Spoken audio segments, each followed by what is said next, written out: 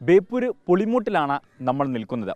ടൂറിസത്തിന് അനന്ത സാധ്യതകൾ തുറന്നിട്ട ഇടമാണ് ബേപ്പൂര് പുളിമൂട്. 10 കോടി രൂപയുടെ വികസന പ്രവർത്തനങ്ങളാണ് ഇവിടെ നടന്നിട്ടുള്ളത്.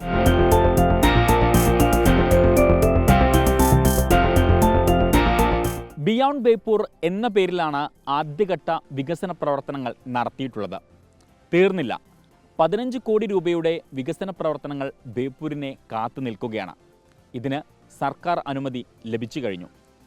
ബേപ്പൂരിൽ വന്നു കഴിഞ്ഞാൽ ആർക്കും അത് നഷ്ടമാകില്ല. അത് രാവിലെ ആണെങ്കിലും വൈകിട്ടാണെങ്കിലും അത്രയേറെ കാഴ്ചകൾ ബേപ്പൂർ നിങ്ങൾക്കായി കാത്തുവെച്ചിട്ടുണ്ട്. ഇവിടെ ലൈറ്റ് ഹൗസ് ഉണ്ട്, ഒപ്പം തന്നെ ഒരു നിർമ്മാണം കാണാം, ഈ പുലിമൂട്ടുണ്ട്. അങ്ങനെ കാഴ്ചകളും വിശേഷങ്ങളും കുറേ ഏറെയുണ്ട് ബേപ്പൂരിൽ.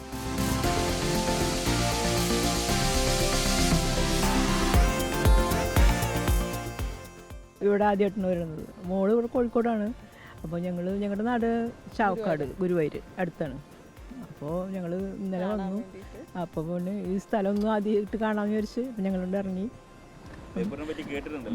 കേട്ടിട്ടുണ്ട്. അപ്പോൾ അതിശയം, ഇങ്ങനൊരു സ്ഥലം ഉള്ളത് കണ്ടു വരാനുള്ളൊരു ഭാഗ്യം ഉണ്ടായി.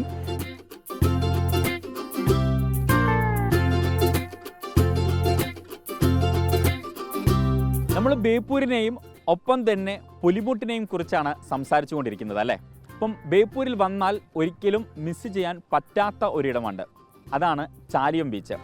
ചാലിയം ബീച്ചിനെ കുറിച്ച് പറയുകയാണെങ്കിൽ ഒരു കാലത്ത് കാട് മൂടിക്കിടന്ന് സാമൂഹിക വിരുദ്ധർ താവളമാക്കിയ ഒരിടമായിരുന്നു. ആ ഇടം ഇന്ന് ടൂറിസം മേഖലയാക്കി മാറ്റിയത് മന്ത്രി മുഹമ്മദ് റിയാസാണ്. ഇവിടെ അനന്ത സാധ്യതകളാണ് തുറന്നിട്ടിരിക്കുന്നത്. ഈ ചാലിയത്തിനെയും ഒപ്പം തന്നെ ബേപ്പൂരിനെയും ബന്ധിപ്പിക്കുന്നത് ജങ്കാർ സർവീസാണ്. ജങ്കാറിൽ നിങ്ങൾക്ക് വാഹനത്തിലിരുന്ന് യാത്ര ചെയ്യാം, കടൽക്കാറ്റേക്കാം, ഒപ്പം തന്നെ ബേപ്പൂരിൻ്റെ സൗന്ദര്യം ആസ്വദിക്കുകയും ചെയ്യാം.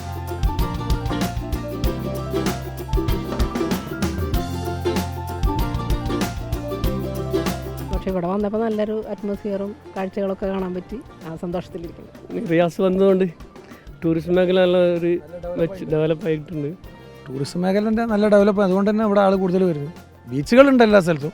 ഇത് തന്നെ ഈ കടലിന് പുഴൻ്റെ നടുക്കൂടെയുള്ള ഈ പാത ഏകദേശം 1 കിലോമീറ്റർ തന്നെ ഉണ്ട്. ഇതേപോലെ ഓപ്പോസിറ്റും ഉണ്ട്. അതും ഒക്കെ ഉണ്ടായതുകൊണ്ട് തന്നെ. അപ്പം ഞാൻ നിൽക്കുന്നത് കടലിൻ്റെ ഒത്ത നടുവിലാണ് എന്ന് പറഞ്ഞാൽ നിങ്ങൾ വിശ്വസിക്കുമോ? എന്നാലാണ്. അതായത് ഈ പുലിമൂട് ഇൻ്റർലോക്കൊക്കെ പാകി നമുക്ക് കടലിൻ്റെ നടുവിലേക്ക് നടന്നു നീങ്ങാൻ പാകത്തിലാണ് ഇത് നിർമ്മിച്ചിരിക്കുന്നത്. മാത്രമല്ല കടലിൻ്റെ നടുവിൽ ഇങ്ങനെ നല്ല ഇരിപ്പിടങ്ങളും ഒരുക്കിയിട്ടുണ്ട്. കൂടാതെ നല്ല അലങ്കാര വിളക്കുകളും ഇവിടെ സ്ഥാപിച്ചിട്ടുണ്ട്. അന്ന് ബേപ്പൂരൊന്നും ഒരു സുഖം. ഇപ്പോൾ പുളിമൂടൊക്കെ എന്താ നല്ല പുളിമൂടായി, സാറായി, നല്ല സാറായി. ഇവിടെയൊക്കെ നടക്കാനും പോകാനും ഇരിക്കാനൊക്കെ സൗകര്യമുണ്ട്.